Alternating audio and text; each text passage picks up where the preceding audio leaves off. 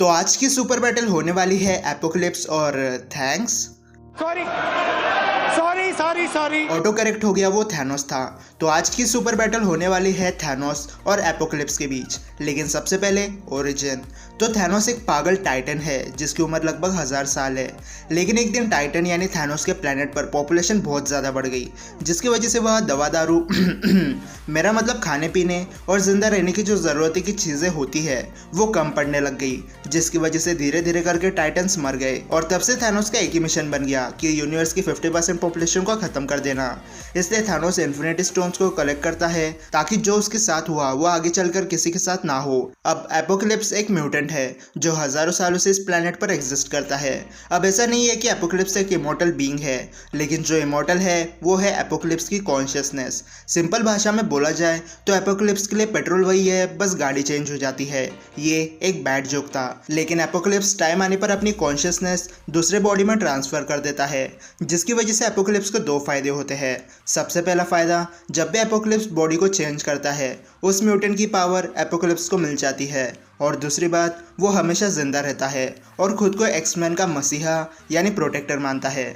अब बात करते हैं पावर्स की। तो थैनोस के पास है सुपर ह्यूमन स्ट्रेंथ और सुपर ह्यूमन ड्यूरेबिलिटी।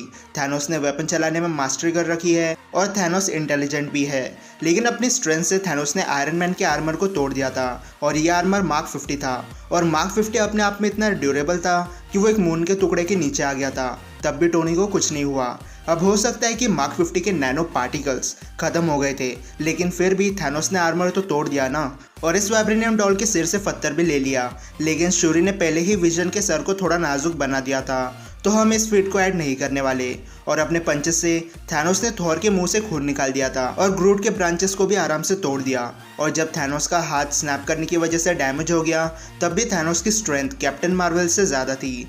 अब एपोकलिप्स की स्ट्रेंथ एक ह्यूमन से थोड़ी ज़्यादा है। एपोकलिप्स इतना पावरफुल है कि वो किसी भी ह्यूमन की हड्डियों को तोड़ दे। लेकिन जब बात आती है सुपर ह्यूमन से फाइट करने की, जैसे एपोकलिप्स वर्सेस थैनोस, नहीं तो एपोकलिप्स वर्सेस डार्क साइड, ऐसा कुछ भी, तो तब एपोकलिप्स अपने फिजिकल स्ट्रेंथ से फाइट नहीं कर सकता, क्योंकि तब एपोकलिप्स को अपनी सुपर पावर का यूज करना पड़ेगा, जिसके बारे में हम आगे बात करेंगे। इसलिए स्ट्रेंथ का एक पॉइंट हम थैनोस को देते हैं। ड्यूरेबिलिटी में थैनोस की बॉडी बहुत ज़्यादा ड्यूरेबल है, क्योंकि थैनोस अकेला ऐसा बीइंग है जिसने इन्फिनिटी गॉन्टलेट को 2 बार स्नैप किया। आयरन मैन की पूरा जोर लगाने पर थैनोस का सिर्फ एक बूंद खून निकला था और थैनोस के चेस्ट में आधा स्टोन ब्रेकर घुस गया था, लेकिन तब भी वो जिंदा था। इवन नेबुला ने उसका स्पेसशिप थैनोस पर क्रैश कर दिया था, लेकिन थैनोस इज थैनोस, उसे कुछ भी नहीं हुआ।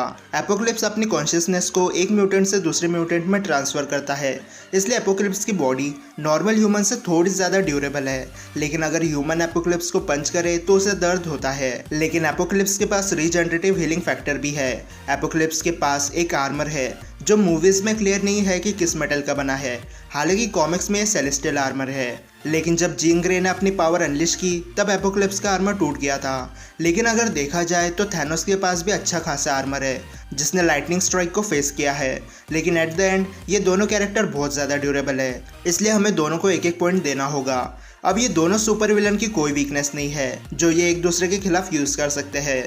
थैनोस फिजिकली और मेंटली काफ़ी ज़्यादा स्ट्रॉन्ग है और एपोकलिप्स की ऑन स्क्रीन हमें कोई भी वीकनेस देखने नहीं मिली है, इसलिए हम इन दोनों को एक एक पॉइंट दे देते हैं। अब बात करते हैं पावर्स की। तो थैनोस के पास है इन्फिनिटी गॉन्टलेट, जिसे मुश्तिक बंद भी कहा जाता है, जो अपने आप में इतना पावरफुल है कि वो पूरे यूनिवर्स को डिस्ट्रॉय कर दे, क्योंकि इस गॉन्टलेट में 6 इन्फिनिटी स्टोन्स है।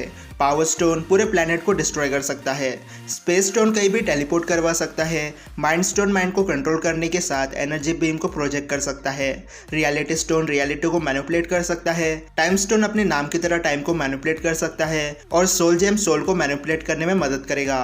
और अगर सारे इन्फिनिटी स्टोन्स को एक साथ स्नैप किया जाए तो यूनिवर्स भी डिस्ट्रॉय हो सकता है। लेकिन एपोकलिप्स को चलता फिरता हाफ इन्फिनिटी गॉन्टलेट कहा जा सकता है। एपोकलिप्स बिना टच किए चीज़ों को मूव कर सकता है, जिसे टेलीकिनेसिस कहा जाता है।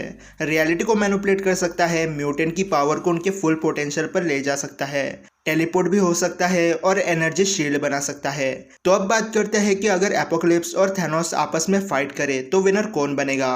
तो अब ये दोनों सुपर विलन बहुत ज़्यादा पावरफुल है, इसलिए हमें कुछ सिचुएशन ऐड करनी है जिससे क्लियर हो जाएगा कि कौन से सिचुएशन में कौन विनर बन सकता है। तो अगर बात करें फिजिकल फाइट की, बस फिजिकल फाइट, तो इसमें थैनोस को दो एडवांटेज है, एक हाइट और दूसरी उसकी बॉडी की टफनेस। और एपोकलिप्स इतना स्ट्रांग नहीं है कि वो फिजिकली थैनोस को बीट कर दे।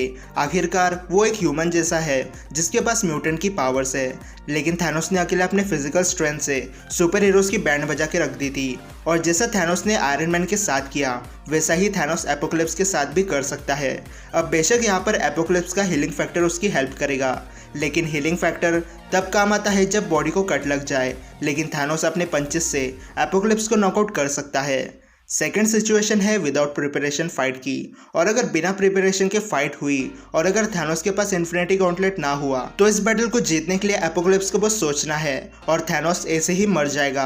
अब एपोकलिप्स की सोचने की स्पीड बहुत ज़्यादा है, इवन इस एबिलिटी की वजह से क्विक सिल्वर तक नहीं बच पाया। लेकिन कहीं ना कहीं मैंने यह बात नोटिस की कि एपोकलिप्स की रियलिटी वार्पिंग पावर सिर्फ ऑब्जेक्ट्स पर काम करती है, लिविंग बीइंग पर नहीं। लेकिन फिर भी इतना काफ़ी है थैनोस को बीट करने के लिए। थर्ड पॉसिबिलिटी है प्रिपरेशन टाइम और वेपन के साथ। तो इस सिचुएशन में थैनोस की डबल ब्लेड स्वॉर्ड किसी काम की नहीं है, क्योंकि एपोकलिप्स एक झटके में उसे इरेज कर देगा। लेकिन प्रिपरेशन टाइम के साथ जब फाइट होगी तब ये डिपेंड करता है कि कौन कितने जल्दी एक्ट करता है, क्योंकि थैनोस के अटैक्स एपोकलिप्स अपने शील्ड से ब्लॉक कर सकता है।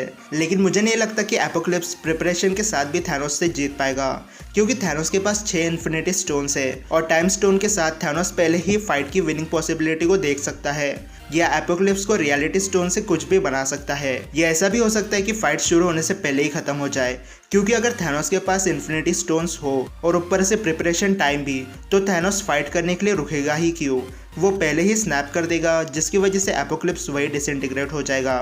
तो अगर हम ओवरऑल देखें तो एपोकलिप्स कुछ राउंड में थैनोस से बेहतर है, लेकिन इन्फिनिटी स्टोन्स और थैनोस के स्मार्टनेस के सामने एपोकलिप्स की नहीं चलने वाली। इसलिए इस बैटल का विनर हम थैनोस को बनाते हैं। तो आज की सुपर बैटल का विनर है थैनोस विथ इन्फिनिटी गॉन्टलेट। और अगर इन्फिनिटी गॉन्टलेट ना हुआ तो एपोकलिप्स का विनर बनना पक्का है। लेकिन अब बारी है आपके ओपिनियन की, इसलिए सबसे पहले आई बटन पर अपना वोट देना मत भूलना और कमेंट सेक्शन में अपना ओपिनियन लिखना भी मत भूलना, और इस चैनल को सब्सक्राइब करना इसी डिटेल वीडियो देखने के लिए। तो मैं मिलता हूं आपसे अगले वीडियो में, तब तक गुड बाय।